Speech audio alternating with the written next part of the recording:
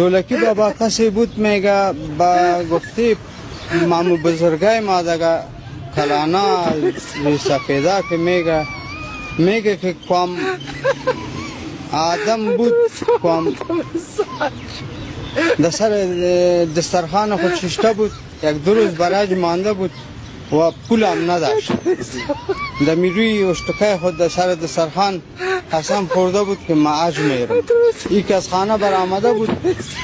گفت که کتت پیسه هم نیست و قسم هم خوردی در این اشتکای چی که کار کردی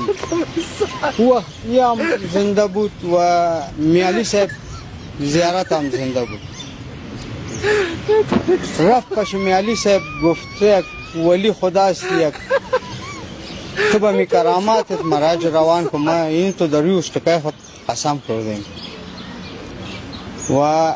او گفتش که تو برو دولکی بابا من کار کده نمیتانم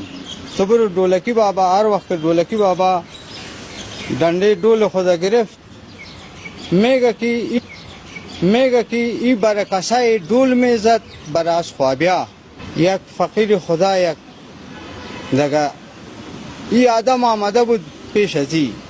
از سین زیره که گرفته بود ای را در مکه معظمه گذار داده بود گفت مرا دیگه کسی نمیبینه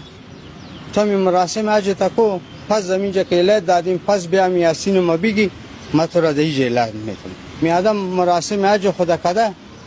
پس که آمده از سینش گرفته اینجا حاضرش کده پس گفته مرا پیش ما تو را کی روان کده سیجا گفت مرا میالی صاحب روان کده پیش تو